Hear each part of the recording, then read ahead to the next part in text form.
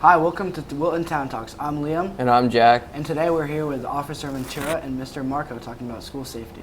Thank you guys for coming in today. So, could you walk us through the steps in case an emergency happens in our building?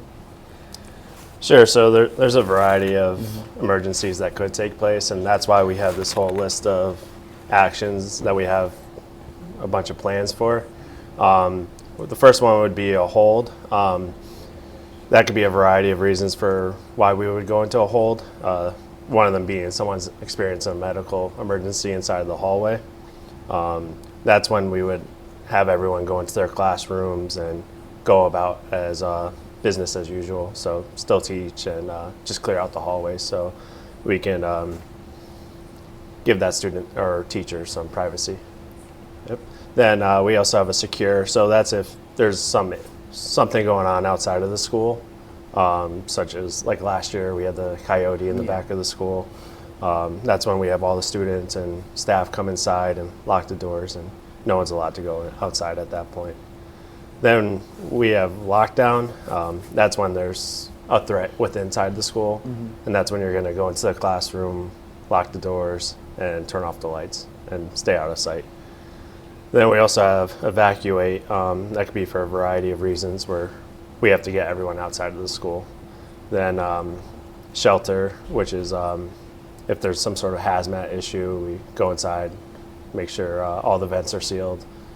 So, like I said, there's a variety of plans in place, and just follow the guidance of your teachers and administration. Very interesting. I don't think in my years going here we've had a shelter. I could be wrong, but I know like in other schools like out west they have a lot of tornadoes and tornado warnings, so I've only really experienced a lockdown, which can be scary. Do you have any advice for students like to handle stress during lockdowns? Or? Just follow the guidance of your teachers and do what they say, and if you're experiencing any issues after, seek out some mental health experts. Yeah, thank you. And then for drills, what kind of drills do we have?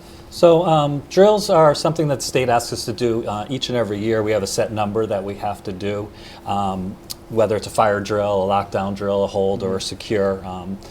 But with those drills, we have a team of adults that after each drill, they're evaluating as the drill's going on and making adjustments to our plan and our procedures that go along with it afterwards. And so, for example, when we're having a fire drill, the fire department's here, they're outside, and one of the things that we noticed at the beginning of the year, we do a really good job of getting out of the building quickly, which really is probably the most important thing in the moment. And so we are able to evacuate the building within almost less than 2 minutes to get everybody out.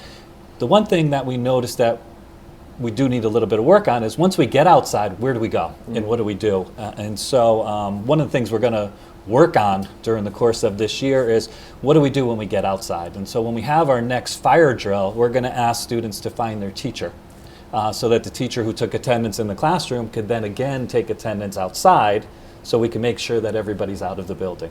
It's something that we really haven't focused on recently, but it's a change we're going to make. Other changes that we may make during the course of the year with our drills is doing them at different times. A lot of times we're just doing them in class time. Maybe we have a fire drill when we're in the middle of the hallways during passing time. And so again, first step is to get out of the building as quickly as possible, but then when we're outside, let's take accountability, let's find where everyone is and go find the teacher that you would be going to. And just working on a little step each and every way just improves in case there is some sort of emergency that we need to go to. Awesome, thank you. Obviously, a school environment is somewhere where students should feel comfortable and, so they're ready to learn. Do you have any tips that students can take, to go around the building and just practice more safety tips? Yeah, there's a lot of things that we talk about. We, as a group here in this building, are very friendly, and we're nice people. And so we hold doors and we allow people to come into the building. And one of the things that I want to make sure of is, so Jack was coming up today just as we were walking over here, and he was standing outside ringing the bell in order to come in. Now I know Jack, so I did open the door for him. But if it's somebody that you don't know, we would advise that you don't open the door for them. We have procedures in place for those opportunities. So if they go to the front, Mr. Lowry's there, and we have a check-in system for people to go through. So making sure that we're not allowing anyone into the building. It's one of the main reasons why we really moved away from Uber Eats and tried to lock down on that, because with that, we're allowing people onto campus that don't belong here during the course of the day. So when they are delivering food, we have been taking that away just to prove a point to the people that that's not something that we want here at school. So eliminating your Uber Eats orders. Obviously, your parents could bring in lunch if you forget it, but we don't want that to happen during the course of the day. So that's one thing we could think about. Others are using the designated areas to walk through.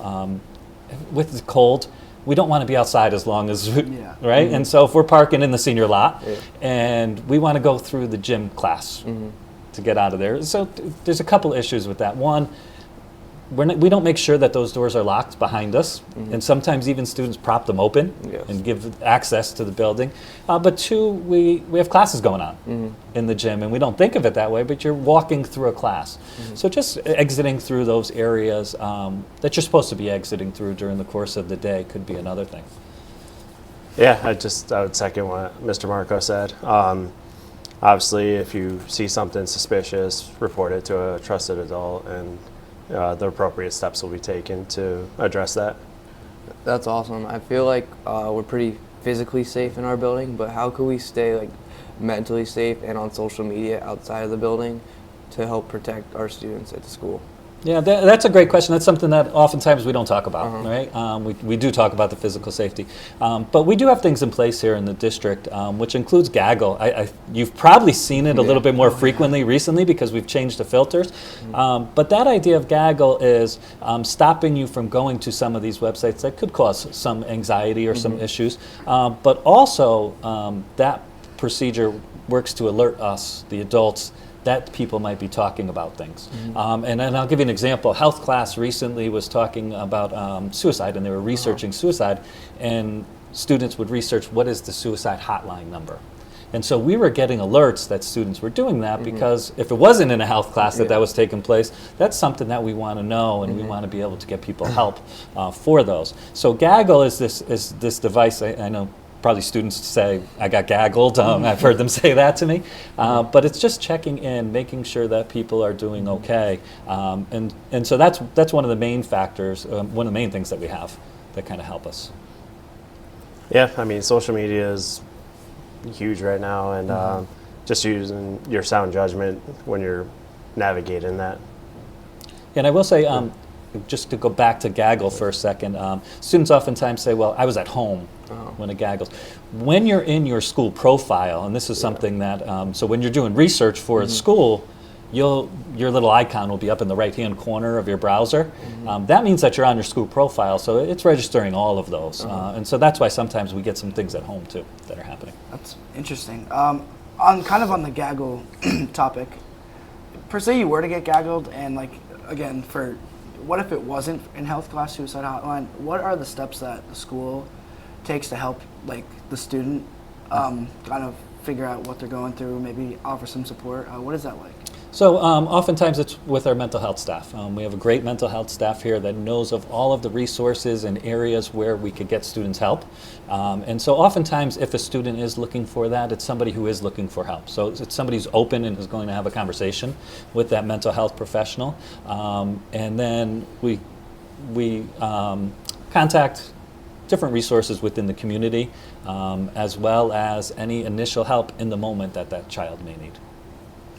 That's great. Do you guys have any other information you want to share for us today? I'm here as a resource. I'm the school resource officer. The name's in the title. So if you guys need anything, reach out, and I can definitely help you guys. Thank you. Yeah, thank you. Thank you very much, guys. Thank you guys for coming. That was Will and Town Talks. I'm Liam. And I'm Jack. See you guys next time.